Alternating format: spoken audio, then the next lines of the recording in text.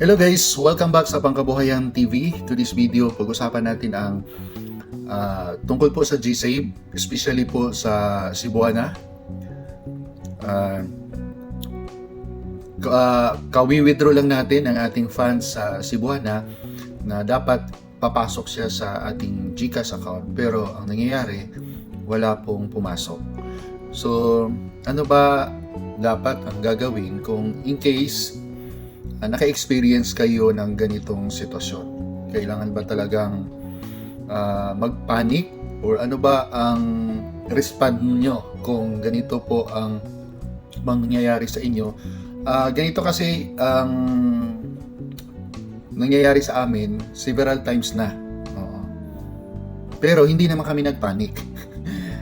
Once na hindi po siya papasok, antayin niyo lang po. Mayroon pong instruction ang GCash about dito. So considering na nag-login na kayo sa inyong GCash account. Tapos anyway, i-check muna natin anong nangyayari. So punta muna tayo sa ating GSave. Tapos sa withdraw, nag-withdraw tayo kanina pero wala, hindi pumasok. So yan po ang ating So dito tayo sa Cebuana. Easy Savings, Cebuana Bank. Ayan, nag-withdraw po tayo ng bagal naman. Nag-withdraw po tayo kanina ng 2,100 January 28. So, yan po. Hindi po siya nag-credit sa ating GCash account, and then wala din po siya sa transaction natin doon sa help center. So pag ganyan po nangyayari, nag-error kasi siya kanina. Pagkatapos kong i-enter yung 6-digit na OTP, nag-error na siya.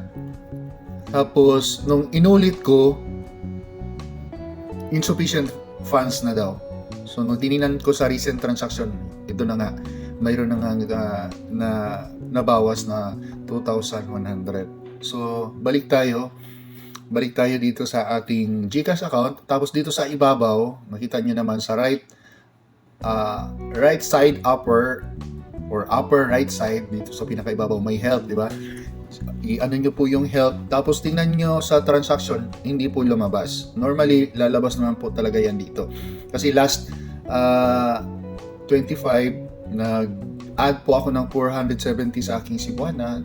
Nag-credit man. Pero yung 28, wala. Hindi siya nag-credit. Tapos, punta tayo sa help or get help. Dito sa get help, i-cursor nyo lang dito sa baba, pahanapin nyo po yung GSave. Yan. Dito, may GSave na. Dito sa GSave, mga basic question or mga katanungan tungkol po sa GSave ay mayroon po silang mga sagot. Pero ito ang bagal. Anyway, may advisory sila. Mamaya siguro may problema na talaga sa GCash. Mamaya 29 alauna ng madaling araw hanggang alas 2 mayroon po silang maintenance mode. So, dito tayo sa e-savings by Cebuana. Check natin dito. Tingnan natin lahat. I-see natin itong lahat ng mga nila. Facts, basic question. Asa na yun?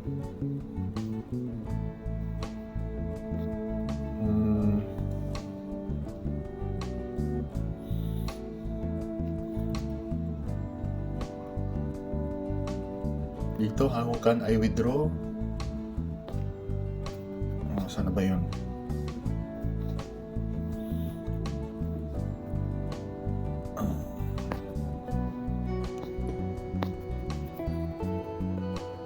Mayroon pa, balik tayo.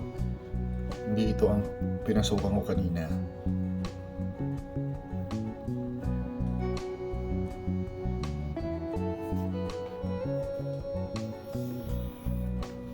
Or doon ba yun sa saan ba yun?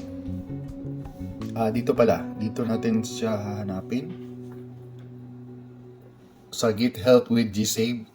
kasi wala po siya doon sa loob mismo ng e-Savings by Cebuana Wheeler Rural Bank. So dito tayo sa Get Help with GSave. So sa baba lang, bandang ibaba. Then I deposited or withdraw from my GSave account but it's not reflecting yet. What do I do? Tingnan natin. So ang sabi dito, the GSave deposits and withdrawals usually reflect instantly or real time. In some cases, it may take up to 2 business days including weekends and holidays for it to be credited. So, in rare cases where the funds did not reflect within 2 business days, GCash works closely with bank partners to process the funds. So, you can expect the funds to be adjusted accordingly depending on whether it's a deposit or withdrawal. Check out more details below. So,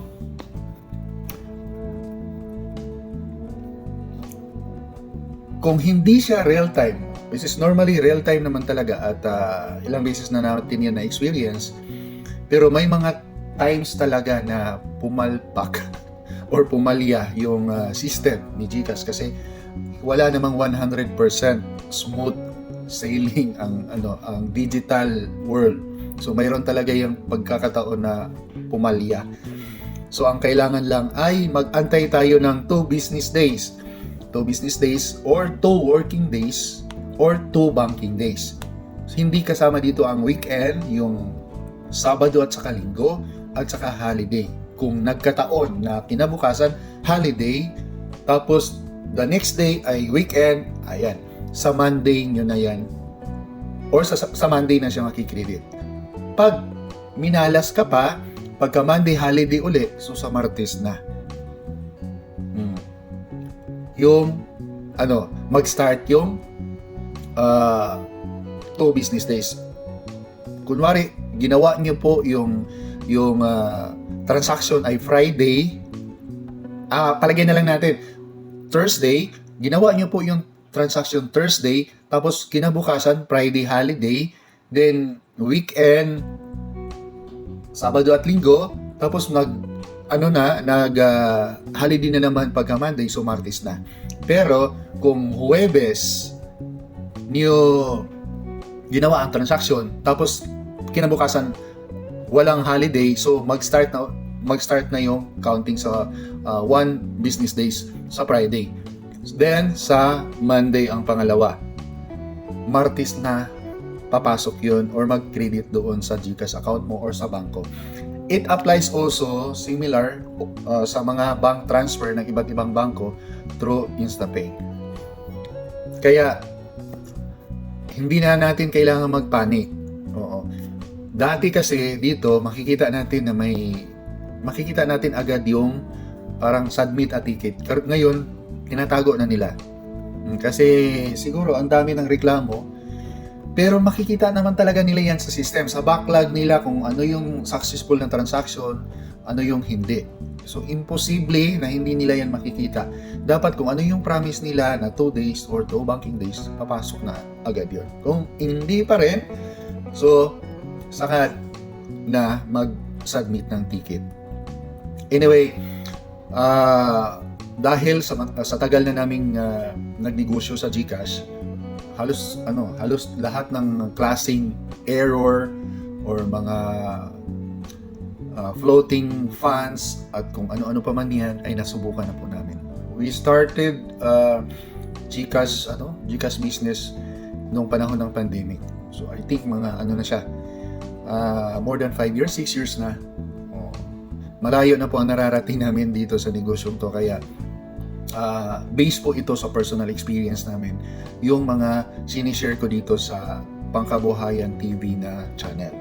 So, nung nakaraan ay medyo busy po tayo, hindi tayo nakagawa ng video, but now I try my best na magiging updated na po tayo sa mga bagong uploads. Huwag lang kalimutang mag-subscribe and please like and share. Maraming salamat po. Hanggang sa muli. Paalam.